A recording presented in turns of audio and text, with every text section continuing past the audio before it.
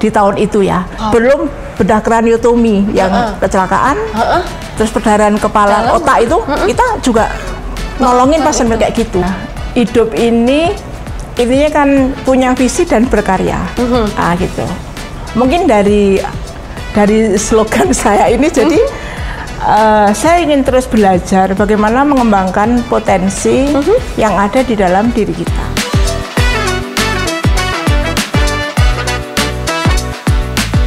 Hai Radar Ruang People, welcome back with me Salma Kirana. Saat ini kita ada di Rama Podcast. Nah, kali ini kita ada di special edisi RMA atau Radar Malang Award. Seperti yang kita ketahui ya, Radar Malang Award 2024 ini hadir lagi dengan tema Bright Figur dan juga Bright Company gitu. Kita tahu bahwa seluruh nominator-nominator yang hadir di sini itu merupakan nominator-nominator terpilih dan terbaik di bidangnya. Kali ini saya juga ditemani nih, hadir secara langsung ada di sini owner salah satu rumah sakit yang keren dan juga dengan pelayanan yang oke banget.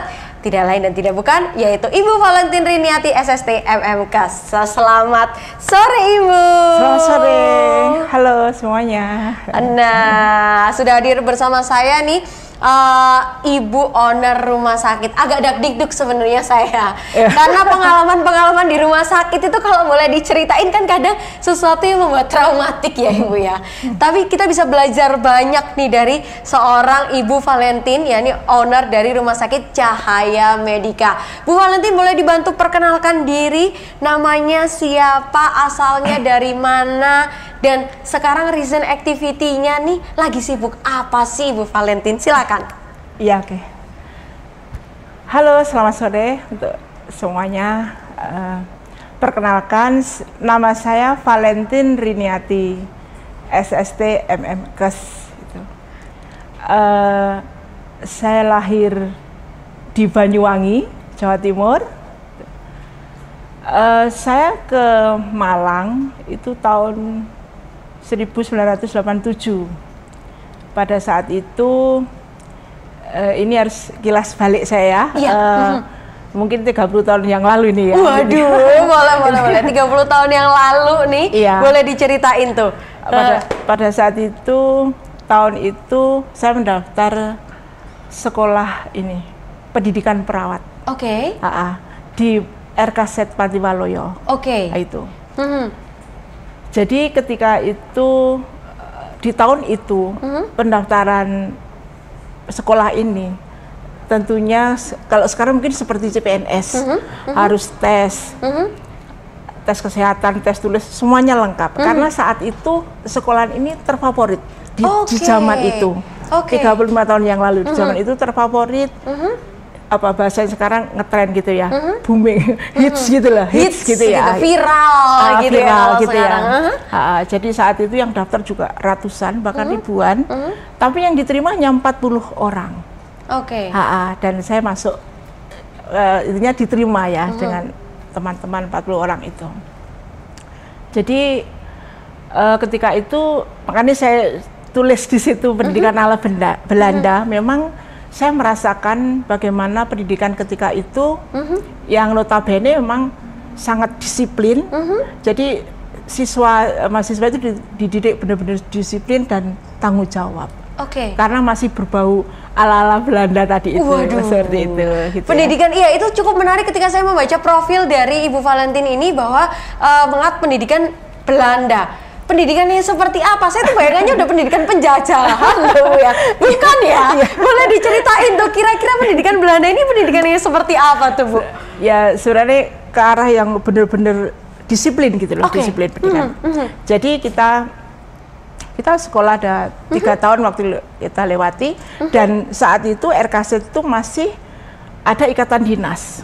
Jadi setelah kuliah itu ada ikatan dinas selama 3 tahun. Disitulah awal karir saya bahwa ikatan dinas itu saya langsung ditempatkan di bagian kamar operasi. Jadi memang ketika itu terkait intinya pegawai ya yang langsung masuk di kamar operasi itu memang pilihan ya. Dan saya bersyukur waktu itu. Artinya bahwa di situ benar-benar pijakan awal bahwa saya digodok, benar-benar dididik yang saya bilang ala Belanda tadi itu dengan tentunya dengan ilmu yang berbeda lagi. Jadi kalau sekolah sebelumnya itu ilmunya umum, penyakit anak, penyakit bedah, penyakit dalam gitu. Kalau di sini justru dididik sungguh-sungguh benar di kamar operasi. Pendidikan kamar operasi yang kita harus belajar alat instrumen operasi itu yang jumlahnya tidak hanya puluhan, tapi benar-benar ratusan macam. Kita harus belajar di situ, gitu. Terus anatomi tubuh manusia lebih diperdalam lagi di situ. Makanya waktu itu yang saya bilang ala Belanda itu emang di situ benar-benar dididik dengan waktu yang disiplin, dengan semua kegiatannya tanggung jawabnya benar-benar tinggi seperti itu. Jadi awal memasuki dunia rumah sakit ini udah diteter hal-hal yang udah kayak sempat kaget nggak Bu di awal? Apakah itu yang menjadi mimpi Ibu dahulu atau sebenarnya tidak pernah membayangkan? Nggak ada Mbak Sel di bayanganku kalau sebelanda itu atau kita bisa membayangin itu sedek-dekan pressure itu ya Bu ya tiap hari gitu. Itu seperti apa di awal Ibu? Sebenarnya justru bukan tujuannya, artinya bahwa saya sendiri tidak mengira kalau pendidikan itu seketat itu, sedisiplin itu gitu kan gitu. Jadi pada saat saya menjalani ikatan dinas itu, justru hari itu saya berkata, sebenarnya ilmu ini untuk apa ke depan? Ya. Jadi saya malah ke depan, terus kita belajar terus pada saat itu tentang instrumen. Kita bilang kalau alat operasi itu instrumen ya. Kalau misalnya kita ngasih dari dokter memang asisten bedah gitu ya. Tapi yang bagian alat namanya instrumentator, instrumentir gitu, instrumentir gitu ya. Jadi ketika kita belajar sekian alat itu banyak itu, saya tidak belum bisa membayangkan ke depan aku ini sebenarnya mau jadi apa. Terus tujuan ini apa? Saya memang blank, hari itu blank. Iya benar itu. Iya. Tapi yang ada di dalam hati, pikiran saya, hari ini saya ingin terus belajar dan belajar. Walaupun waktu itu benar-benar belum tahu ini mau ngapain, aku ini belum tahu ya. Iya benar.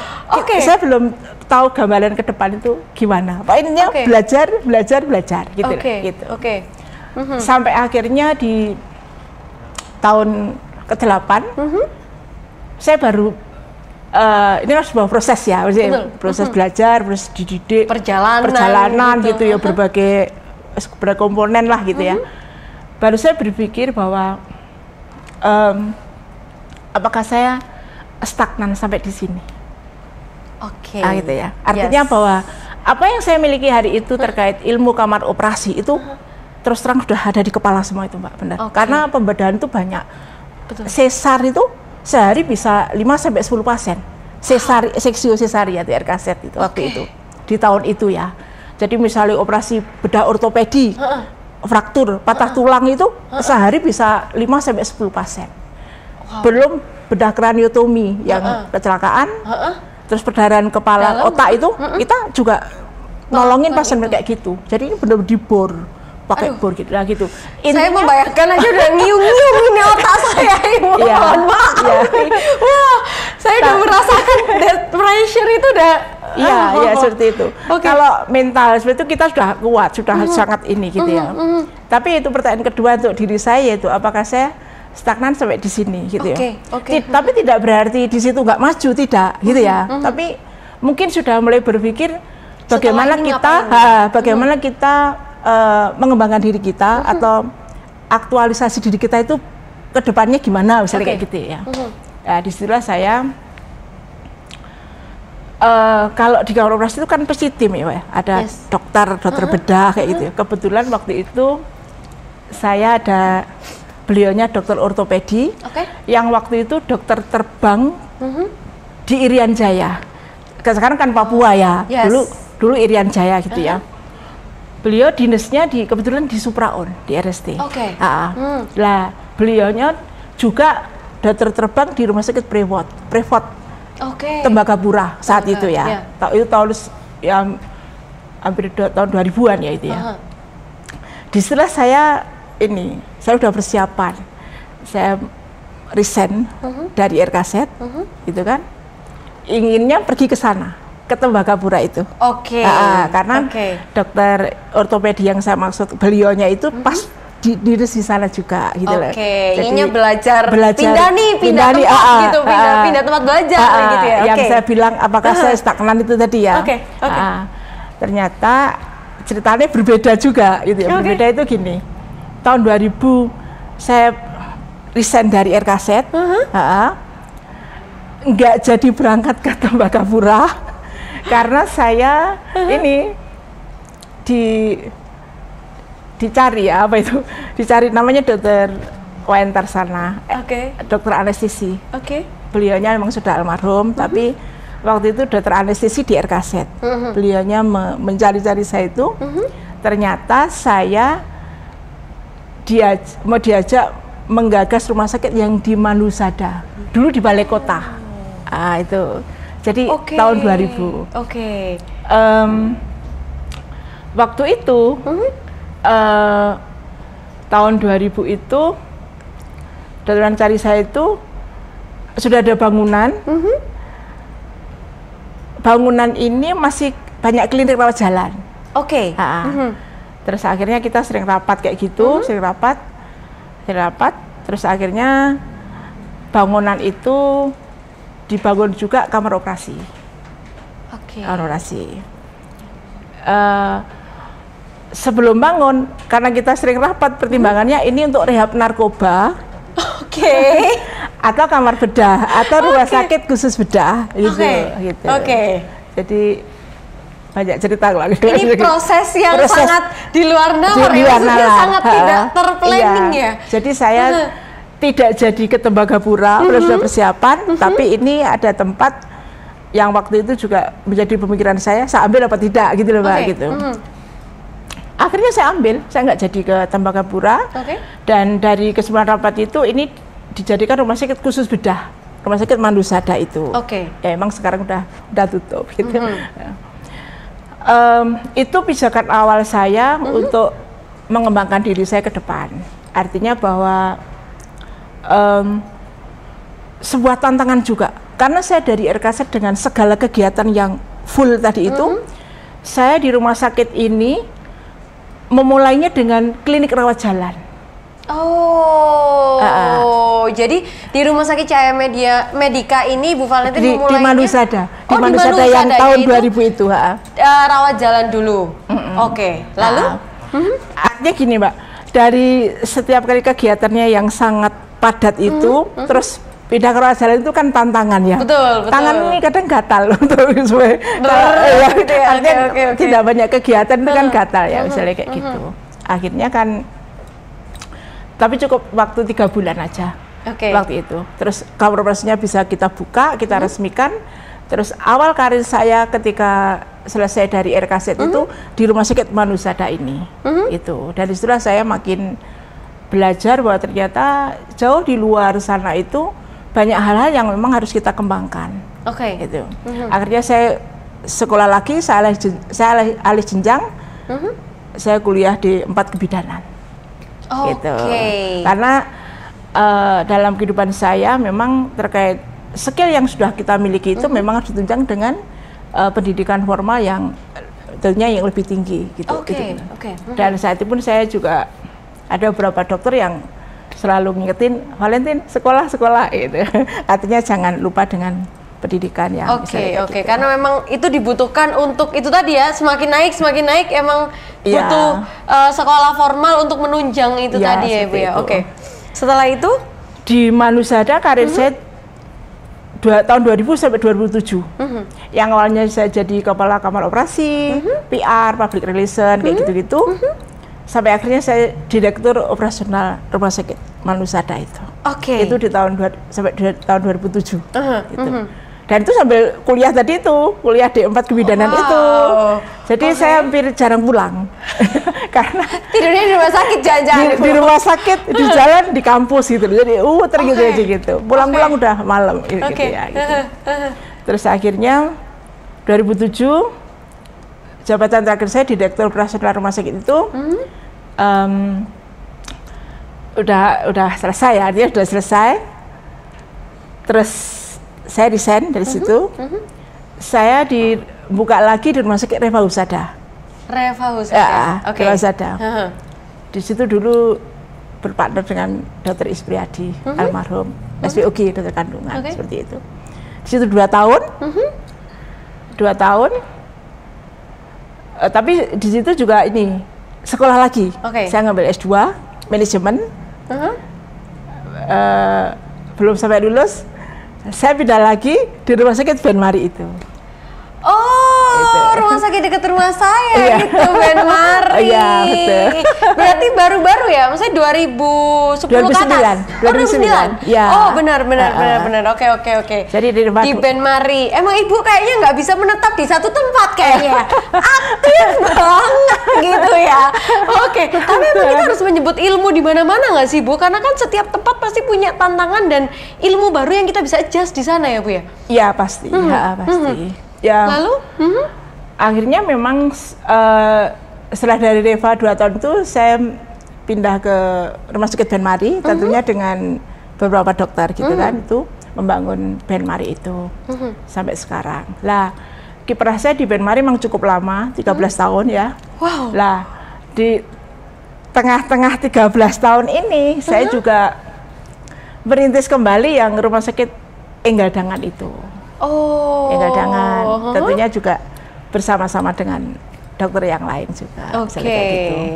Itu yang dipakai situ kan, itu. Terus di tengah-tengah itu juga di dalam perjalanan itu, ini yang mau menuju ke ini Cahaya Medika itu ya. Oke. Jadi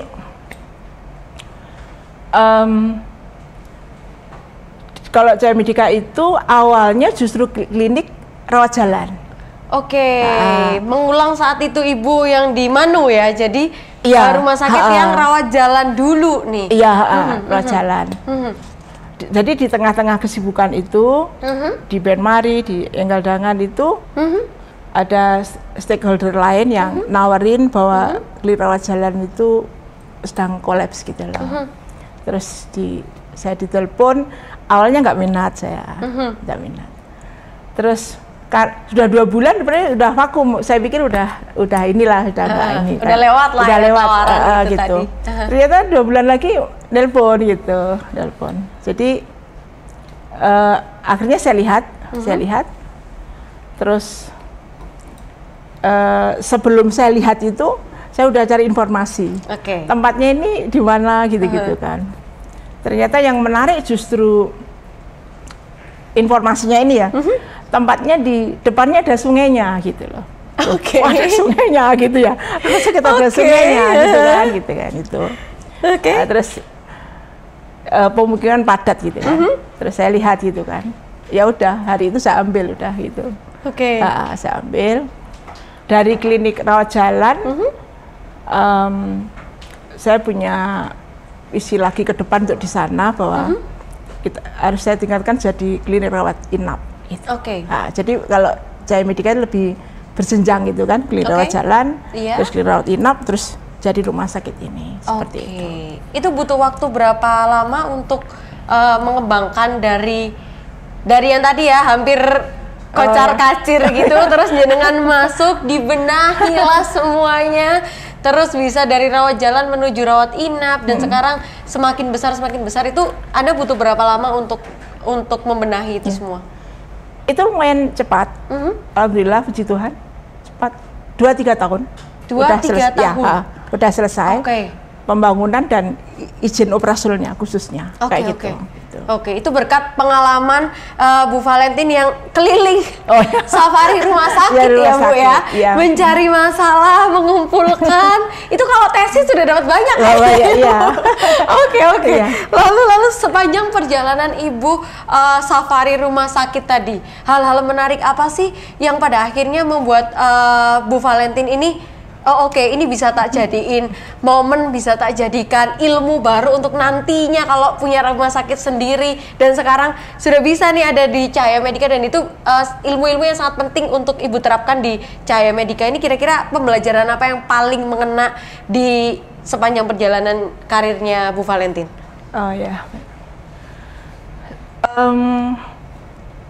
Sebenarnya gini ya, hidup ini intinya kan punya visi dan berkarya, gitu. Mungkin dari slogan saya ini jadi saya ingin terus belajar bagaimana mengembangkan potensi yang ada di dalam diri kita, seperti itu. Tentunya dengan passion yang kita miliki ya, gitu. Ya mungkin juga karena saya udah lama di rumah sakit gitu ya. Terus satu hal yang penting yang mungkin bisa diambil ininya bahwa ilmu kamar operasi itu ternyata sangat matching atau berguna juga di ilmu manajerial, di manajemen, gitu. Karena saya melihatnya gini ya, pada saat saya dididik, artinya pendidikan di kamar operasi bahwa misalkan ini satu ruang kamar operasi, barusan selesai dibuat operasi ABCD gitu kan, itu begitu selesai ruang itu harus free. Kembali semula, kembali semula, bersih, steril, alat siap dan sebagainya. Nah, dengan tujuan nanti kalau ada operasi lagi, ruang itu sudah siap, apalagi yang kasus-kasus itu dan emergensi seperti itu.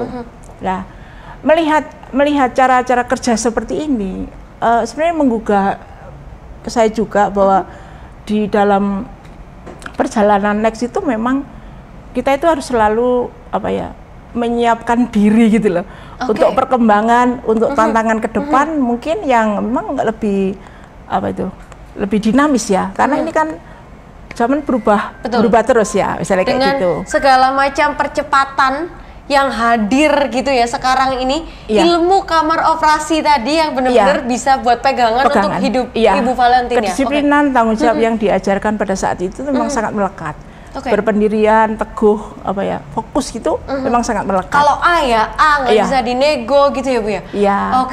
Ini ilmu yang sangat keren, ilmu kamar operasi. Ala Bu Valentin. Ini seru banget ya Bu, bisa dibikin quotes nih. Ilmu kamar operasi, bahwa kita emang harus berpendirian yang teguh, kuat, terus manajerial juga harus bagus gitu ya. Bagaimana kita mengelola waktu, manajemen emosi juga mungkin ya. Nah, dan satu hal memang, saya merasakan sebelum orang menjadi pemimpin ataupun memanage orang mungkin gitu ya, memang kita harus mungkin lebih tepatnya memang menjadi pekerja dulu. Itu saya rasakan. Karena gini, ketika kita bekerja menjadi pekerja lah gitu, pegawai, kita akan tahu ruang lingkup itu secara keseluruhan kan gitu ya. Sehingga ketika kita menjadi pimpinan, menjadi pegawai, itu kita tahu bahwa celahnya, duduknya di sana, tidur di sana. Debunya dari sini nih, kita bisa bersih-bersih gitu ya Bu ya. Jadi buat saya hal seperti itu menjadi concern saya juga untuk meningkatkan kualitas diri itu emang seperti itu juga, seperti itu. Lalu kita tahu bahwa perjalanan untuk menuju Rumah Sakit Cahaya Medika dan menuju Bu Valentin ini menjadi owner Rumah Sakit Cahaya Medika tadi kan cukup panjang dan cukup war dadar-dor gitu ya, penuh plot twist kalau kata anak sekarang nih.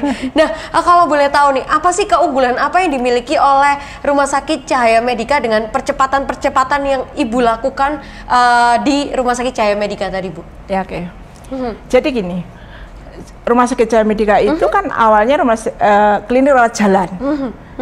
Dalam waktu 6 bulan, 6-8 bulan, saya tingkatkan jadi klinik rawat inap, gitu kan?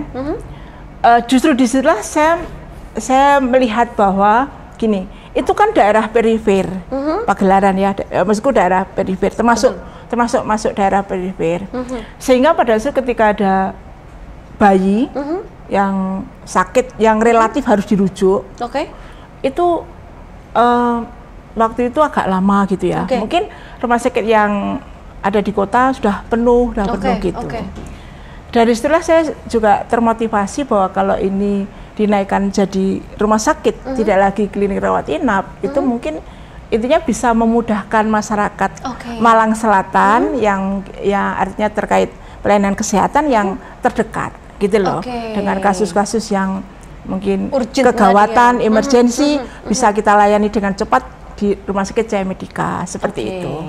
Terus ke depan memang rumah sakit ini sekarang tuh udah lengkap, mulai dokter penyakit dalam, kandungan, bedah, anak, neuro, saraf ya, terus sama dokter paru sudah ada semua, sudah kita siapin, gitu seperti itu. Jadi kedepannya mudah-mudahan emang Rumah Sakit Jaya Medica itu benar-benar menjadi solusi terdekat bagi masyarakat sekitar Pagelaran dan Kabupaten Malang khususnya.